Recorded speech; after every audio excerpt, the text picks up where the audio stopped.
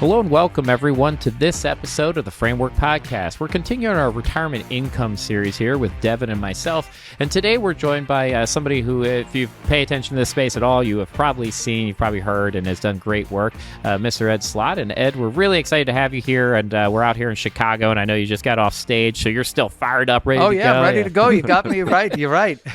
That's good, right? It's better to, you get it right after that, so you're on that high from the stage. Everyone's excited. And I always love watching you present. I think last time I saw you before here was New York, and it was a great event. And yeah, so thanks everything for you do. One of the things we like to ask, just kind of as an icebreaker to kick off the show, is your favorite thing about food. If it's a favorite food item, favorite city for food, whatever food speaks to you. Pizza. And I happen to be in a good city for it here. I always say New York is great, but they have that Lou Malnati's here, and that's not too shabby. Nice. And I would never live anywhere that didn't have a pizza place in walking distance. Very good. Are you a pepperoni pizza guy too, or just all the worst ones?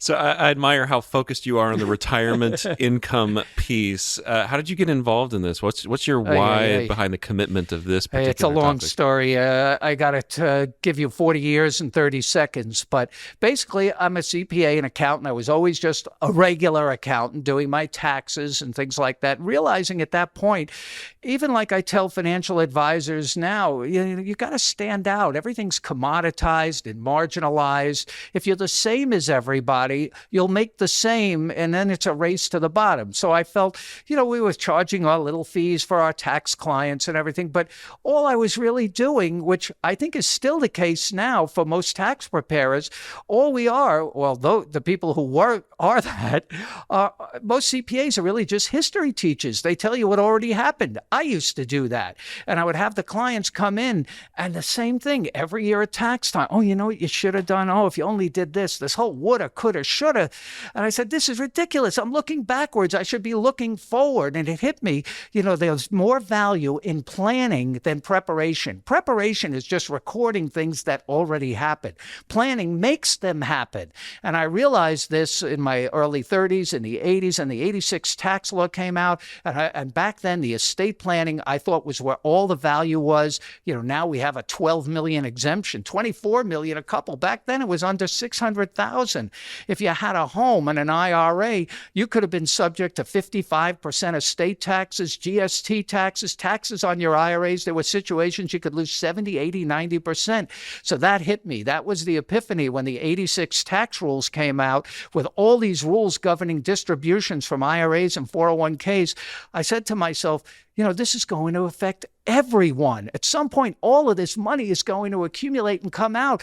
And the real high value is getting that out and minimizing taxes with good retirement tax planning. So I started doing seminars on that to bring in new clients. And what happened is I got clients, but I also got financial advisors showing up at the seminars because they were wondering what I was up to. Back then, there was no internet or anything like that. We advertised in the paper. So they saw my half-page ad every month, like clockwork, consistently. And they thought I was making a fortune. So they would come to the seminars. I always knew who they were because they were the only people showing up in suits and ties. Back then, these were mostly the wirehouse guys, the brokers and things like that. You really didn't have a lot of financial planners then. And they realized, hey, this guy doesn't do any of what we do. They don't do, I don't sell stocks, bonds, funds, insurance, annuities, no financial products. I've always been a tax advisor. And they said, we could work together. Why don't you do the seminars for us?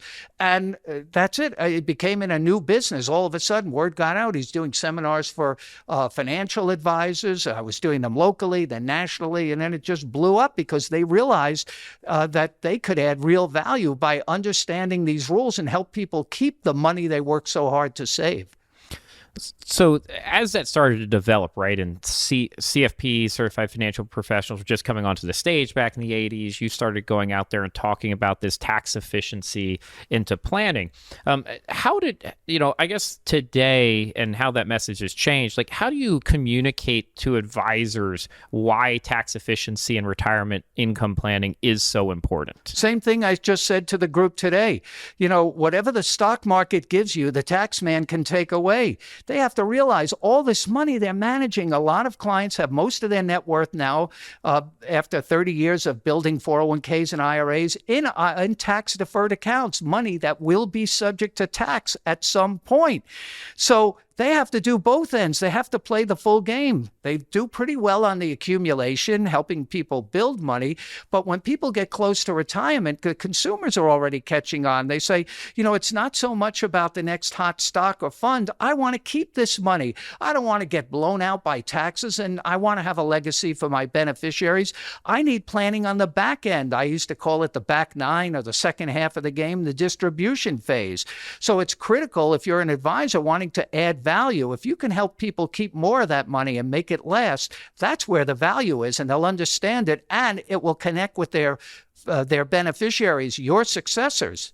So I'm interested in this take of yours. There's a lot of advisors, maybe even in this audience, who don't position themselves as tax advisors. In fact, their firm probably prefers they don't actually That's a great question. Bring that up, right? But how does an advisor bring it up with their client in a way that it's not tax advice? And how do they work with somebody like you, like a CPA? Everybody asks me that. That's a perfect question. I get that from all advisors. We don't do tax planning. I said, then get out of the business, because you do tax planning. If you touch an IRA, it's loaded with taxes. You may not call it that, but you're doing tax planning. If you advise on a Roth conversion, you're doing tax planning. If you're advising beneficiaries on legacy planning, estate, income tax, you're doing tax planning. You're doing it. You're just not calling it that. And if you're not doing it, somebody else is, and you're going to lose that client. So you brought up Roth conversions. Obviously, that was, I remember, probably a decade ago, where it's still run into CPAs that were totally opposed to Roth conversions, right? How have you seen that shift, and how big of a role do you think Roth plays now in good planning? Roth IRAs play a bigger role than ever, but you're right about that. When I started first going out with the Roth, the minute it came out in 98, I was one of the few CPAs. My colleagues say, no, nobody wants, because that's how we were trained. On your first day in college as an accounting student, they drummed it into you. Never have a client pay tax. Nobody should ever pay a tax before they have to. Always put it off. Defer. In fact, if when you were a kid and your mother told you to do something, you said, not now, Ma, I'll do it later, you would have been an accountant, because you were trained to defer and put things off. Well, over the years, when I saw the Roth, I became a recovering accountant, because the fundamental key, I just told this group here today, to all good tax planning. And remember, clients can make a fortune, tens, hundreds of thousands, or millions of dollars in good tax planning with their IRAs and 401ks. And the foundational principle is to always pay taxes at the lowest rates. It's a bet. That's what Roth IRA conversions are, a bet on future tax rates. Right now is an optimum time, because we're in the lowest tax rates probably anybody will see in their lifetime. Jamie, people always talk about the good old days. Those good old days, tax rates were 70, 80, 90%. Look where we are now. So it's all about getting that money out at the lowest rate. You'll always have more later if you win that bet. And it's a pretty good bet that taxes, if you do nothing, will be higher in the future, mainly because if you did nothing, your IRAs continue to grow. Plus, you could have higher balances, higher rates in the future. Remember, look at our debt and deficit level. At some point, the taxes have to go up. And who's going to get caught in the soup? The people with the most money that has not yet been taxed. Everybody, the clients with the IRAs and 401ks. So that has to be addressed. I think you brought up a great point there, which is about the good old days. I told somebody recently, they said, "Oh, retirement, and it's so challenging." And I said, I don't know if I would pick another time in history where I'd rather be retiring than right now. No, I agree. Yeah, I think, well, if you just put everything together, it's actually kind of a beautiful time to think about it. But I would also agree that there's a lot of uncertainty, which is probably always true. From a tax standpoint, what do you think are the biggest things that are scaring people today, right? Taxes in general, people hear that. It brings fear, as you said, because the Beatles song, right? I'll tax your feet too, right? That's a good one. We play that at our seminars, tax man. Yeah. And so there's a lot of fear around that, right? What am I going to not have if taxes change? Right. They'll have less. I always say taxes are the single biggest factor that will separate you from your retirement dreams. And the earlier you address it, the better off you are. And now is the best time to address it. We talked about Roth conversions, and I'm not saying convert everything. And remember, advisors have to be careful here. Remember, Roth conversions are permanent. You convert, you have to pay the tax, even if your financial situation changes later. So maybe moderation is a good idea, and you have to customize it for each client. Maybe do a series of smaller conversions over time, sort of like dollar cost averaging into the tax rates. So over time, you're taking down this tax-infested, not invested, tax-infested IRA and building up tax-free for some tax risk diversification. They always tell you in investments, in your world, you can't have all your eggs in one basket, but lots of people do have all their eggs in one tax basket. They have all their eggs in hugely taxable IRAs, 401ks, 403bs, and nothing in tax-free. How does an advisor become sort of a quarterback, not just to like personal income taxes and things like that, but also you mentioned estate planning earlier. It feels like there's a connection between kind of the tax rates and so forth, and preparing potentially for estate planning. So how's an advisor become an effective quarterback there? Well, first thing, they have to get educated on these rules. They don't have to know everything, but they have to know people who know everything, and that expands their footprint. Reaching out to centers of influence. The best place to start is with the client's CPA. I mean, every financial advisor should have a copy of their client's tax return. And on the bottom of every one is the name of the firm or person, preparer who signed it. That would be a starting point.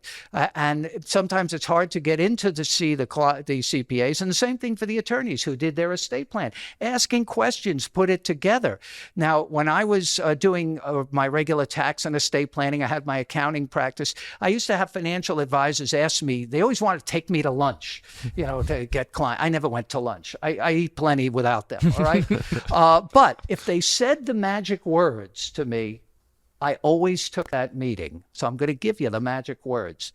We have a mutual client. When they said that to me, I said, that's my client too. I want to do the best for them. Sure, come on in. Let's talk about making this client's financial situation better. I'll help you. Here are the tax returns. Should we do a Roth conversion? Oh, the estate planning. I probably know the client's estate planning attorney. Maybe you do. And I got to tell you, sometimes we bring the clients in and they love having a whole team talking all about them. That's where you add tremendous value. You can't all do it yourself, but you have to know enough to put the right team together and know enough to talk to the client with some knowledge of how these rules will affect them to basically get them in the door. Remember, clients, it's a bigger challenge today with advisors because there's a lot of information, some of it bad, out there online. Is everything there. And the clients that are coming into retirement, they've consumed a lot of it, not like in the old days where you had to read a law book or something. And they know a lot of the things they want to ask about. And in 5 seconds, they can tell if that advisor knows anything about RMDs or estate planning or beneficiary options. So you have to have the basic fundamentals down of these IRA distribution rules, but then bring in experts to do the best job you can for the client. You'll always end up a winner there. Is there a type of client that stands out to you that has more opportunities for planning, like a business owner or somebody that's approaching retirement? Where are the real in my world, like I'm limited, I'm very focused on the retirement and IRA area, but the big opportunity for advisors, as I just told this group, is identify your clients with the largest IRAs, because under these new tax rules, both the Secure Act and the IRS proposed regulations, which just came out early in 22, more of that money, let's say a client has $1 million plus IRA, I would consider that a large IRA. The larger the IRA, the more likely it is more of that IRA will pass on to the next generation where all these complex rules hit. So that's where I would start. These people are already seeing, the media has done a lot of the advertising. You see stories in the Wall Street Journal, in Barron's, and all places people with money go to read. Sometimes I bring in the section, every now and then the Wall Street Journal has a wealth management section or something. I'll bring it in. Did you see this article? And half the group says, no, didn't see it. I said, well, your clients are reading this and they want to know that you know this. You brought up IRA distributions. Let's go to the mandatory ones. Oh, God.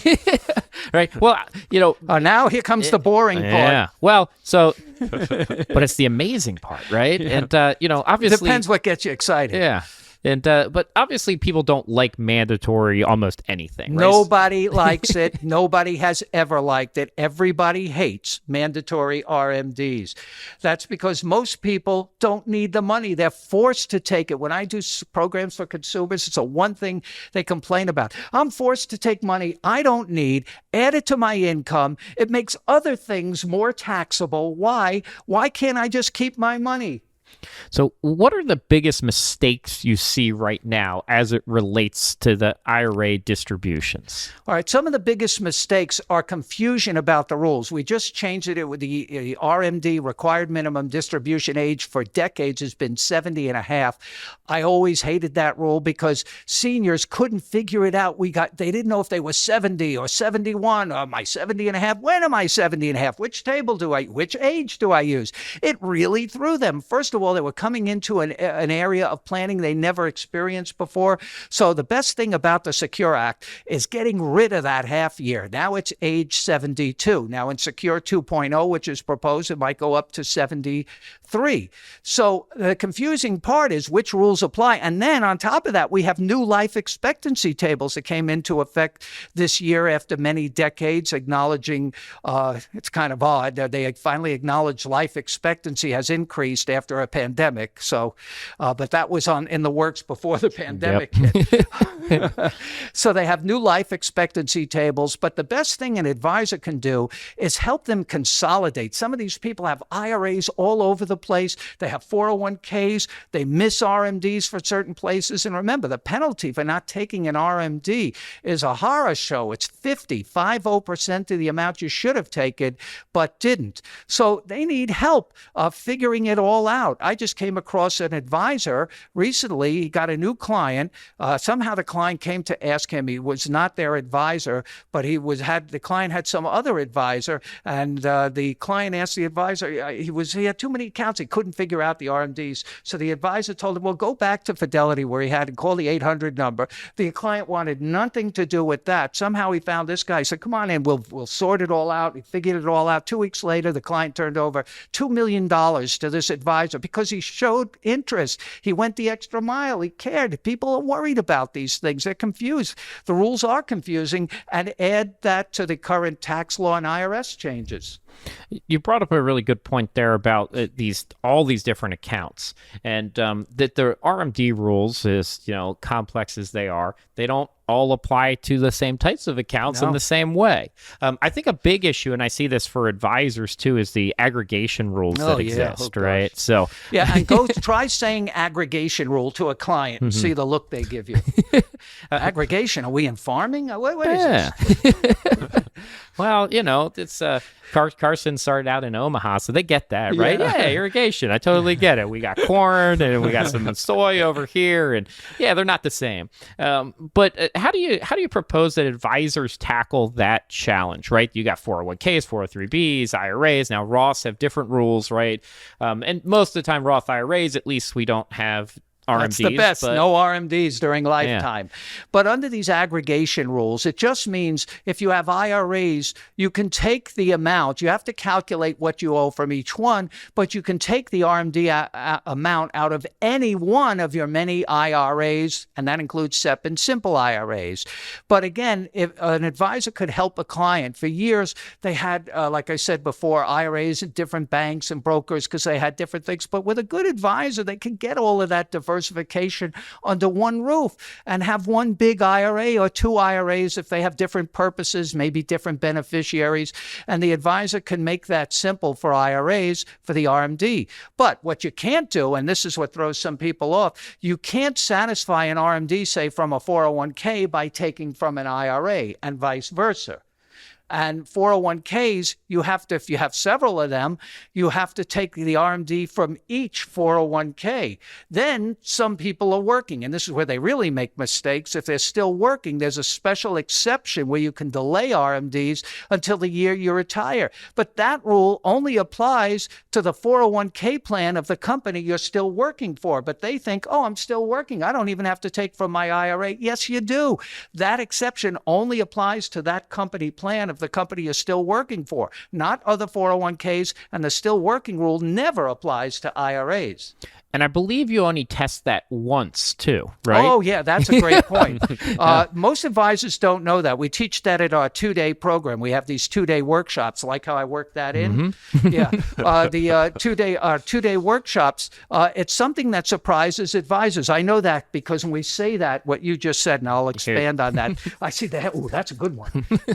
It's only measured, the still working, in the year they turn 72. Mm-hmm. And there's a 5% rule. If you own more than 5% of the company, it doesn't apply to you. In other words, it's mainly for real employees, not for people who own their own businesses. Mm-hmm. So if you own less than 5% at that moment in time, you qualify even if you acquire more later. Or if you have a company you set up at age 75 that you own, you qualify because back at 72, you didn't own it. Mm-hmm. So let's take some of that, and you mentioned Secure Act. One of the big changes, right, moving back RMDs a little bit. I like that too, simpler age. I'm actually not a big fan of moving it again. I think that adds more confusion. No, I'm not either, and I'll tell you why when you get to this. Yeah, well, we'll just go right there then. So why don't you like moving? I don't like it because of the confusion. I don't think it's helpful. I don't like it because of the confusion too, but Congress loves this stuff. Look at Secure 2.0. It just passed out of the House in this polarized environment, 414 to 5. I wonder who are the 5 people that are anti-retirement? Like what was in there? No retirement for me. Like the guy on Seinfeld, right? Mm-hmm. So they like the idea. It sounds good. Oh, we're pushing the RMD date up from 72, which I just told you before how confused they were, 70 and a half to 72, moving it to 73. And in the really bizarre proposal, which again, at this point in time hasn't gone to the Senate yet, so we'll see what happens, it goes up to 74 and 75, but not for 10 years. Half those people will be dead by then. What's the point of that? So you add more confusion. But here's the sneaky part. Here's the part that most people don't realize. Remember, the Secure Act put a back deadline for the beneficiaries 10 years after death. That's when virtually, other than certain special beneficiaries, eligible designated beneficiaries, other than when, if you have those beneficiaries, most beneficiaries, that account will be withdrawn by the end of the 10th year after death. If you raise the RMD age, you're shortening the window of time where all this money has to come out. When you bunch a large growing account into a shorter window, the taxes will invariably take a much larger bite. But people like this. They say, oh, good, I don't have to take it till age 72 and 73. I tell advisors, look at the bigger picture. You may want to start have people take, depending on their situation, maybe in their late 60s, and spread it out over a longer horizon to smooth out the eventual tax bill. So while it's good, it gives people more freedom where they're not forced to do something until a later date. For example, it's good for Roth conversions because you have more time to do a Roth conversion before RMDs hit. And under the RMD rules, once you're subject to RMDs, the actual RMD amount cannot be converted. So for that, it's good. But the big picture is people are going to need advisors to help them with that window. When are they going to take that money out, knowing at the end of 10 years it's all coming out? Yeah, one of my favorite kind of the games, right, that they play in DC with this, if you go back and look at the Secure Act, right? Well, you have 10 years. Well, it starts the year after the date of death. So the bill passes, and you look at the 10-year, right, Congressional Budget Office projection on the impact of this. You're like, hey, it's basically tax neutral. We didn't raise any taxes on anybody. It's all games. Well, why? Well, because that 10-year window hits when? Well, it hits the year after the 10-year window that we're looking at, and then you move back RMDs. Oh, it doesn't go yet because it's in 10 years, so there's no budget impact. This is actually great that Congress does this, because luckily for us, Congress are the worst financial planners on earth. They're short-term thinkers. They only think, if you look at these budget cycles, they only look, what does it do today? And you can, a good advisor can work with clients, for example, to take advantage of that. That's where Roth conversions come in. For example, in one of the proposals that didn't pass, not Secure 2.0, another proposal, they wanted, Congress felt wealthy people shouldn't be allowed to convert anymore. And they said, 450,000, we're not going to let you rich people convert, but only after 10 years. Because we still want the money from you for the 10 years, because that's what you bring in the most revenue from us, for us. So we'd like you to convert. So they're actually encouraging the very behavior they say they want to stop. If anything, if that ever passed, it would accelerate Roth conversions, just like what happened in 2010 when they removed the 100,000 restriction. Before 2010, if you made over 100,000, you couldn't convert. Now they're just upping the game, but they said, but it wouldn't apply for 10 years. So because we want that income for the 10 years. Well, let's tie it to when you start looking at tax planning and retirement income planning, you brought up, look, we also have to tie in the estate aspect of this. It's part of it. Now, the estate tax itself, one thing, but the taxes that could still occur, right? Because you don't get step up in basis on your retirement accounts in general. So that's a big deal now. So how do you talk to people today about having them think long enough term to consider that aspect of their overall plan? Right. Well, we have an amazing exemption. As I told you earlier, when I first started out in my early 30s, you had a 200, 300, 400. When eventually it was a big deal, went up to 600,000 exemption. That was a big deal. We're talking 12 million, 24 million a couple. But remember, that gets halved. That goes down in half after 2025 under existing law if it's not made permanent. So many people think they're out of the weeds, but you may have clients that have some significant wealth and are worried about a future Congress. Look at the deficit and debt levels that are going to hit these people and lower that exemption. It really pays to look at that for the right client and start whittling that estate down. And there are so many ways you can get tax-free money out, estate tax-free, gift tax-free, I should say, by making lifetime gifts, taking advantage of what I call the 3 tiers. I just covered that in the meeting we just did here. The 3 tiers of tax-exempt gifting. Most people don't take advantage. They get too involved with these more sophisticated vehicles, these defective trusts and these and that. Take too long. You can just give money. You can give $16,000 a year. That's the amount in 2022 to anybody you want once a year. A married couple could double that. That's a limit once a year. All tax-free, doesn't cut into that 12 million exemption. Then a second tier of tax-free gifting, or the one almost nobody uses, is probably the biggest loophole in the tax code, unlimited gifting, because with the 16,000, it's still limited once a year, 16,000. But the second tier, unlimited gifting to an unlimited number of people. And again, it doesn't cut into the 12 million. How? By making direct gifts for medical or tuition. That's the catch. The gifts have to be made to the provider, the doctor, the hospital, the college, university. I find a lot of the older clients, when you tell them about this, they love this. Most older clients don't like the idea of just writing checks to kids, especially grandkids, because you know what they say? Oh, they're just going to blow it on computer games or whatever the heck they spend it on. They want to know it's going for the intended purpose, because they may not be around here to see it. But when they write that check to the college or the university or for a medical bill, they know what they're doing. Their gift is going to the intended purpose. Unlimited amounts, if it's made directly for medical or tuition to an unlimited amount of people. And it doesn't cut into the 12 million.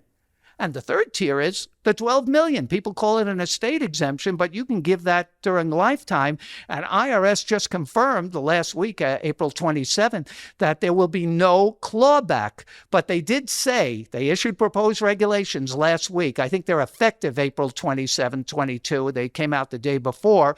They said, but no fooling around, only for real gifts. In other words, where the money goes to the beneficiary, not artificial or what I call fake gifts where they cite promissory notes where I promise I'm going to give you, really, I'm not kidding. They said, no, those things, they're going to be thrown back into the estate. But the gifts I'm talking about where you really give the money, IRS confirmed again, use that big exemption. If it goes down, you still get to keep it. There will be no clawback. Even the IRS is saying use it or lose it. For the right client, this can be an easy move and a big move. But I'm talking about cash gifts. Just be careful there. Gifts that have of appreciated stock, that's not what I'm talking about. That's the kind of stuff you want to hold to death to get the step up in basis. And with the standard deduction coming up, fewer and fewer sort of itemizing their deductions and so forth. So some charitable giving might, be appropriate for, looking at some of those deduction levels and things like that. What are you seeing? What kind of smart strategies are you seeing in terms of managing, the standard deduction and bunching gifts and things like that? Yeah, that's another great question. And it brings us back to retirement accounts. IRA, say with me, everything comes back to the retirement account. Because the IRA and 401k, well, especially the IRA for this provision, the IRA, again, is tax deferred. Many clients don't realize that. They actually think when they look at their IRA statement, they think it's their money. But a lot of that is owed right back to the government. What I tell consumers when I do consumer programs, I said, that IRA you have, that's a joint account with Uncle Sam. That's what that is. That will be taxed later. But if you're charitably inclined, the best money to give, if you give to charity anyway, is that IRA. It's loaded with taxes. And one of the best provisions in the tax code is something called QCDs, Qualified Charitable Distributions. And you're right. Most people are getting no tax benefit for the gifts they're making. They still go to their accountants, because I hear this from accountants with all their checks and receipts, and the accountant says, no, the standard deduction, over 90% or somewhere around there take the standard deduction, so they get no tax benefit from the gifts they make. If they qualify for the QCDs, they can make a direct transfer from their IRA, not 401ks, that's why I said IRAs, from their IRA to the charity, and it's not included in income, and it can satisfy their RMD. The only downside with the QCD is that it's not available to enough people. It's only available to IRA owners and beneficiaries who are 70 and a half years old or older. Now, the Secure Act raised the RMD age to 72, but not for this, still 70 and a half. So you can make gifts. The best money, all that tax-infested money, that's the money. If you're going to make gifts anyway, use that money. That's the most tax-efficient way to fund your charitable gifts. These are lifetime gifts. If you want to do something post-death, you could leave. Again, if you're charitably inclined, you can leave your IRA to a charity or charitable remainder trust. Better to leave those assets, these horrible IRAs loaded with taxes, to charity if you have charitable intent and bequests, leaving more of your non-IRA money, the good money that gets the step up in basis, to your family. And to Jamie's point, there's a lot of things we can do to manage the basis. And so what other strategies are you seeing in terms of managing basis? What do you mean by managing basis? Because in IRAs, there is no basis unless you have non-deductible money. So it's all taxable. That's why I say it's the best money to give to charity. As far as managing basis, that would only apply to non-IRA money. That's that step up in basis money. You hear strategies like gifting upstream and things like that to try to manage the basis of maybe taxable accounts. That depends on the client. I'm not a big fan of giving upstream because that's like reverse estate planning. It's going to come back down. What you throw up comes down. Yeah.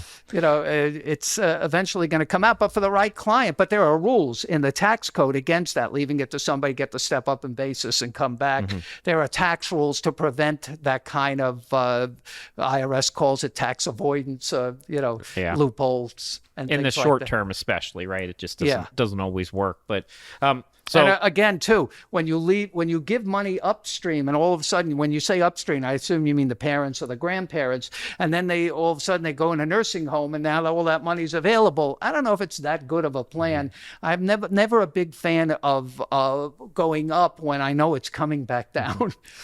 well, it's a great way to wrap back here, right, where we started, and then we came back, and start with the intro to you, and then I've been asking everybody this on this series because it's just a little bit different. For Ed Slott, what does the financially free retirement look like for you? Oh, for me, everything, this is something that advisors should know too. You got to believe when you're talking to consumers, you're doing a seminar maybe for prospects or to your clients, you got to believe in what you sell. I don't sell products, but I believe in what I do. Everything I mention on all my TV shows, PBS, all my seminars, I've done these things, and I always say it for myself. You know what? I'll give you information I never gave out before. I'm going to give you my IRA balance, 0. Because back in 2010, I took my own medicine. I took that deal. I was in programs. You may have seen me. I said, take that deal. You remember the deal I'm talking about? IRS said, the Congress said, we're going to eliminate that $100,000 limitation. And again, why? Because they're the worst financial planners on earth. They wanted the money up front. I said, I'm taking that deal. I told everybody to take that deal. They say, if you convert, they took away the 100,000 limit because before that I couldn't convert. They said, if you convert in 2010, because we're such horrible financial planners and we need money, you won't even have to pay any tax on that in 2010, and only half in 11, and only half in 12. In effect, they gave you an interest-free loan to build a tax-free savings account. I went all in. So that's what I did. Everything I talk about, I have everything, retirement-wise. Well, not everything, but I have it in my Roth. I have the cash value life insurance. I like the cash value buildup. Also building tax-free. So when I talk about tax-free programs, I've done all of these things myself. I've also done the things I talk about on my programs. For example, the types of investments. People talk about annuities. I have some of that as a cushion, sort of like a guardrail against the stock investments I have. The stock investments are volatile. I have all of those in my Roth IRA because I want the upside there. But I also have annuities in case I ever needed lifetime income. I have that, like I said, to cushion against the downside risk. And I also have the life insurance benefits that I talked about. So everything with me is all the stuff I talk about I've done for myself. I talk about my parents when they were alive, for my own mother who died recently. She had all of these things. So you got to believe in what you're telling people. It's better. It bonds the relationship. It adds to your credibility and enhances the relationship. Even when I was younger and doing planning, I was in my early 30s doing estate planning, and the clients were 60. Well, now I'm in my 60s and they're mostly dead. But when they looked at me and I said, you should do this, a couple of times I would bring in my own mother's. I would have her file, her estate planning file in the office. I said, here's what I did for my own mother. And that's how you should do this. First of all, my advice to advisors, do your own planning for 2 reasons: to take care of your own family so you don't end up like the shoemaker's shoes, and the second reason is to build credibility with clients. When you tell them, here's what you should do, what if they ask you, oh, that sounds interesting. What lawyer did you use for this estate plan? Oh, I didn't do any of that. I'm just a loser. It doesn't have the same credibility level. So that's what I would tell you. So I've always believed in what I've told clients. Now, not everything I did applies to everybody else, but they saw I believed in the planning aspect. So you've been doing this for decades now. Oh, yeah. You've been talking about, you've been in front of tens of thousands of advisors, maybe hundreds of thousands of advisors and investors and so forth. So what do you want your legacy to be in this particular arena? What do you want your story to be? Well, I think the bottom line is, through my consumer programs, TV programs, and the advisor training programs, eventually I look at every advisor could be spreading the message to 200 or 300 consumers, clients. So through the ripple effect, in my perfect world, all of these people will have a lot more money in their retirement savings and keep more of it. And I think that generally that's good for everybody. I like when everyone wins. I never believed in a zero-sum game. Everybody wins. The advisor wins, the client wins, the beneficiary wins. The only loser is Uncle Sam. Too bad. Well, That's really well said. And by the way, just for the record, I'm not anti-tax or anti-government. I'm more in the old, remember Arthur Godfrey? The old-time comedian. He had this one great line, said, I'm proud to be an American paying taxes. The only thing is I could be just as proud for half the money. That's all I'm saying. I love that. Well, Ed, thank you so much for taking time to join us here today. All the impactful work, as you said, that you're impacting individuals, making their retirements more secure by teaching them and teaching advisors to be better, and including all this tax-efficient planning into the retirement income field. So thank you so much for joining us, Devin. Thanks for being a great co-host as always. And thank you everyone else for watching this week's episode of the Framework Podcast.